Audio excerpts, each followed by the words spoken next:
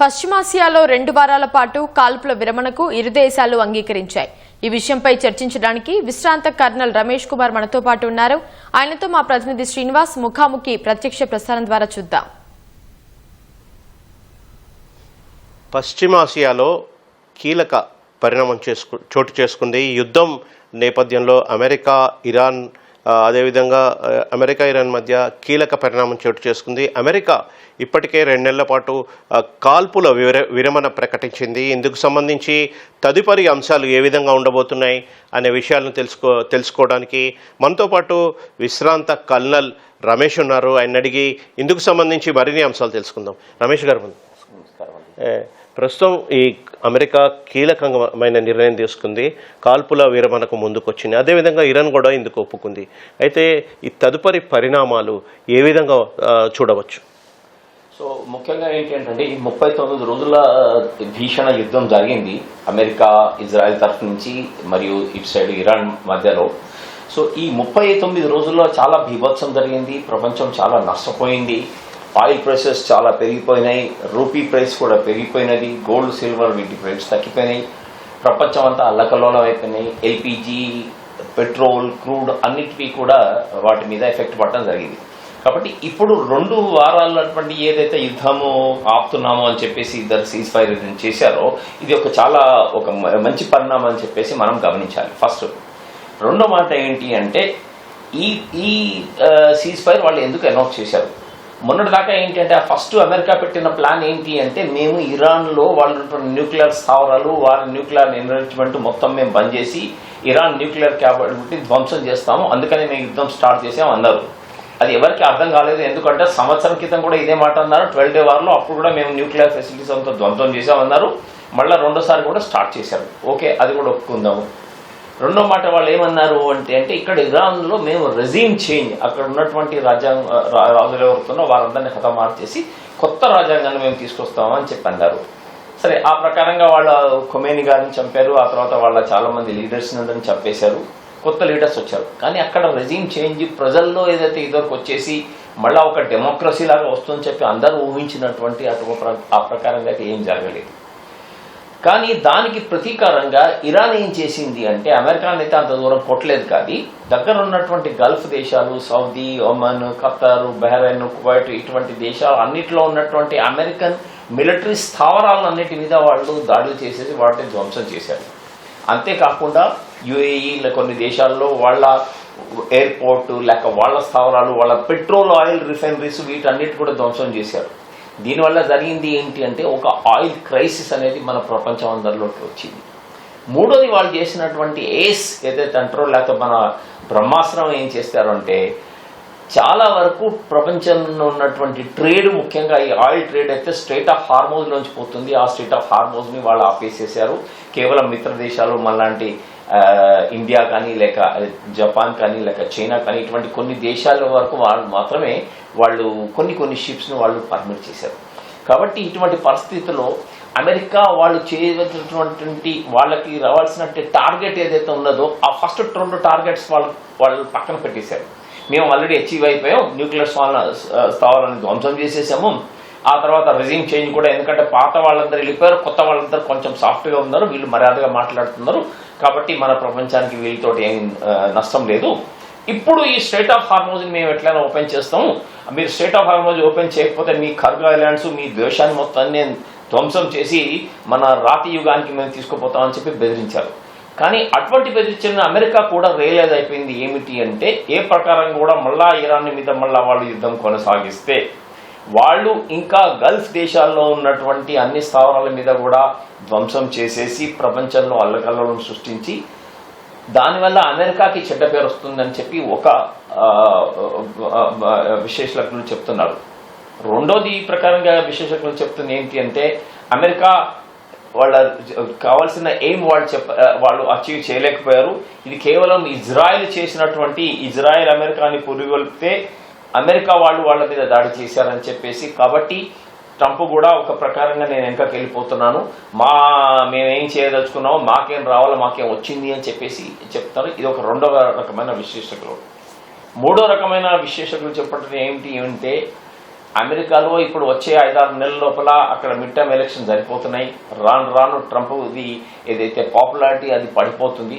కాబట్టి ఏదైతే మేము మన అమెరికాని లేక ప్రపంచంలో శాంతిని ఏదైనా నెలకొల్పాలో దాని శాంతిని నెలకొల్పడానికి ఇరాన్ వాళ్ళ న్యూక్లియర్ ఆయుధాలని వాళ్ళ దగ్గర రెజ్యూమ్ చేంజ్ మేము చేసేసాము అని చెప్పేసి ట్రంప్ ఏదైతే చెప్తున్నాడో అదే పేరును నిలుపుకుందామని చెప్పి ట్రంప్ ఇది సీజ్ ఫైర్ చేశారని కూడా ఇది ఒక మూడవది.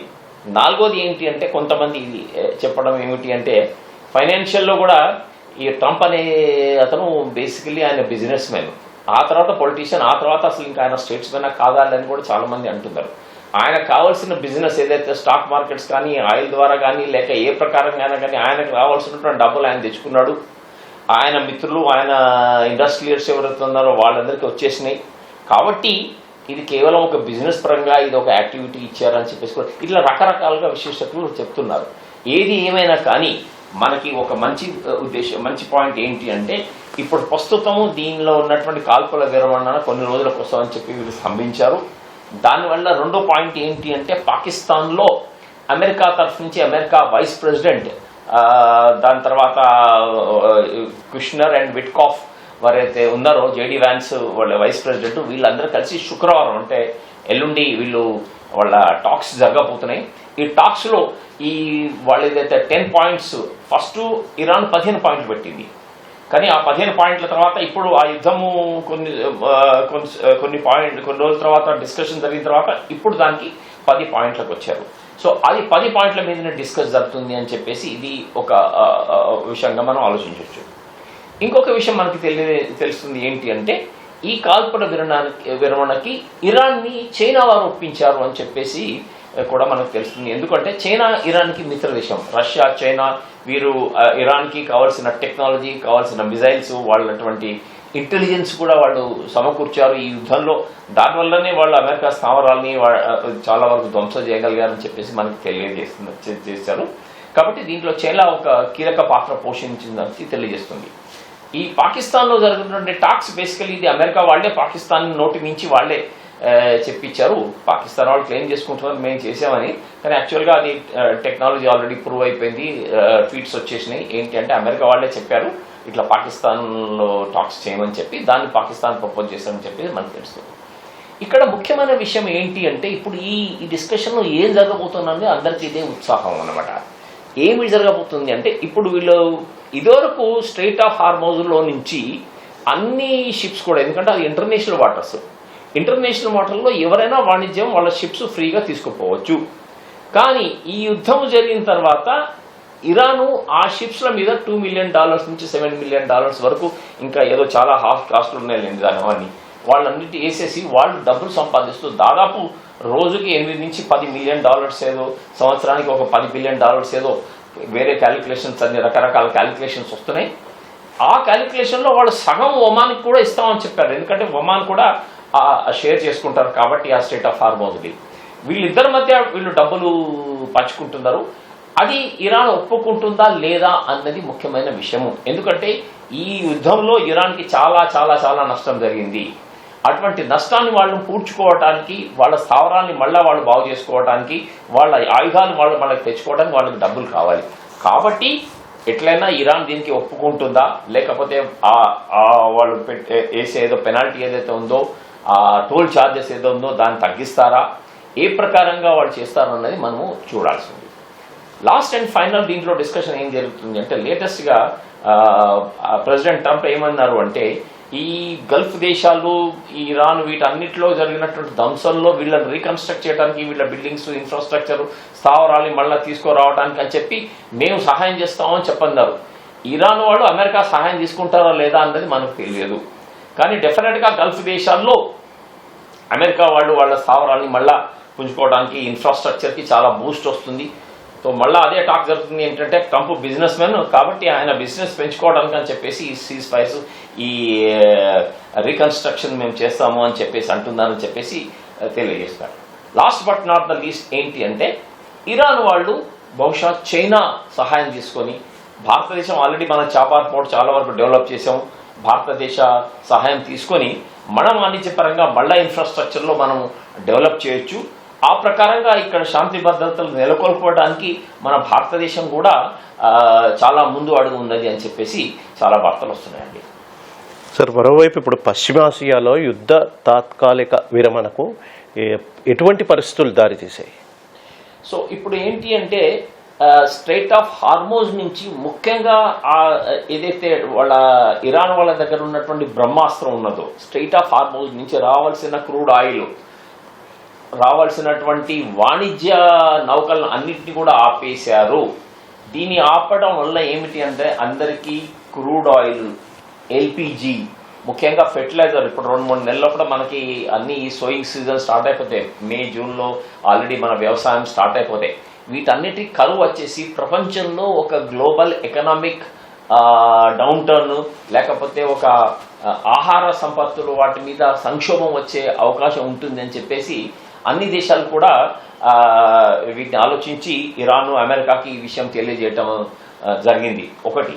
రెండోది ఏంటి అంటే ఇది వరకు ఉక్రెయిన్ రష్యా యుద్ధం వల్ల అమెరికా చాలా వరకు రష్యా ఆయిల్ మీద శాంక్షన్స్ వేసింది. అటువంటి అమెరికా ఇప్పుడు రష్యన్ ఆయిల్ కొనుక్కోవచ్చు అని తెలియజేసింది. కాబట్టి రష్యా వాణిజ్యపరంగా చాలా పెరిగిపోతుంది, రష్యన్ ఆయిల్ కొనుక్కుంటున్నారు అందరూ. కాబట్టి ఈ ప్రకారంగా కూడా అమెరికాకి దీనిలో నుంచి ఒక బయటికి వచ్చే ఇది వాళ్ళకి దొరికిందని తెలుస్తుంది. మూడో విషయం ఏమిటి అంటే ఇరాన్ మీద కూడా మేము శాంక్షన్స్ ఎత్తేస్తాము, కేవలం ఈ న్యూక్లియర్ ఎన్రిచ్మెంట్ మాత్రం వాళ్ళు చేయకూడదు అని చెప్పి అమెరికా ఒక పాయింట్ దీంట్లో పెట్టినట్టు మనకు తెలుస్తుంది. అది మరి ఎంతవరకు ఇరాన్ ఒప్పుకుంటుంది, ఎంతవరకు ఒప్పుకోలేదు అనేది మనకు తెలియదు.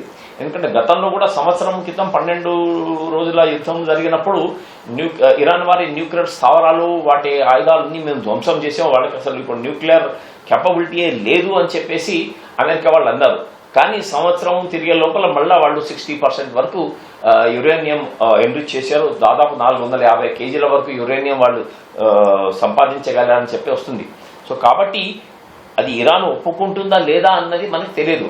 చాలామంది విశేషజ్ఞులు ఏమంటున్నారు అంటే పాకిస్తాన్ న్యూక్లియర్ బాంబు ఉన్నప్పుడు దగ్గర న్యూక్లియర్ బాంబు ఉన్నది, పాకిస్తాన్ ఒక టెర్రరిస్ట్ స్టేట్గా అందరూ డిక్లేర్ చేశారు, అటువంటిప్పుడు ఇరాన్ దగ్గర ఉంటే నష్టం ఏంటి అని చెప్పి చాలామంది వాదిస్తున్నారు.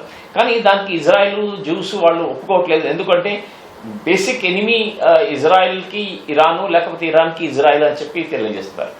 ఫైనల్గా మీరు అడిగిన మాటలు ఏంటి అంటే ఇరాన్ వాళ్ళ సపోర్ట్ చేసినటువంటి ఒక గ్రూప్, దాన్ని మన టెర్రరిస్ట్ గ్రూప్ అనొచ్చు, హిజ్బుల్లా ఏదైతే ఉన్నారో లెబనాన్లో, వాళ్ళ మీద మీరు దాడి చేయకూడదు అని చెప్పేసి ఇరాన్ వాళ్ళు కండిషన్ పెట్టారు.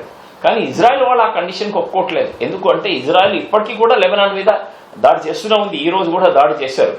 ఇవాళ కొన్ని మనకి వార్తలు ఏమొచ్చినాయంటే సీజ్ ఫైర్ అయిన తర్వాత కూడా ఇరాన్ తరఫు నుంచి కొన్ని గల్ఫ్ దేశాల మీద వాళ్ళు ఆయుధాలు ఇదేంటి వాడటం జరిగింది, వాళ్ళని ధ్వంసం చేయడం జరిగింది అని చెప్పారు. అవి చుట్టుకుముట్టుకు, ఎందుకంటే వాళ్ళవి చిన్న చిన్న చోట్ల డీకంట్రోల్ కమ్యూనికేషన్ సరిగ్గా లేక బహుశా వాళ్ళు చేసినట్టు మనకు భావించవచ్చు.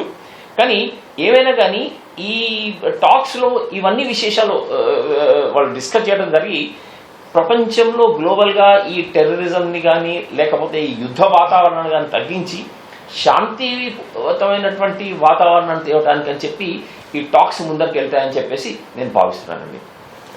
గత నెల రోజులకు పైగా అమెరికా ఏ లక్ష్యాలతో యుద్ధం చేసింది, ఆ లక్ష్యాలు నెరవేరాయంటారా? ఇది ఒక $1 మిలియన్ క్వశ్చన్ అని చెప్పొచ్చండి. ఎందుకంటే అమెరికా చెప్పిన ఫస్ట్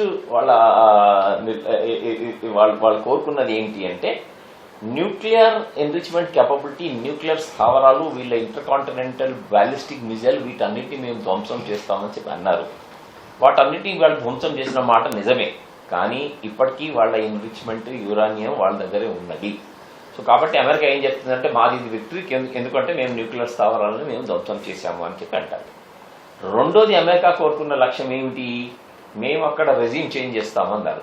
రెజ్యూమ్ చేస్తామంటే ఒక కొమేనీ గారు పోయారు, ఇంకొక కొమేనీ వచ్చాడు.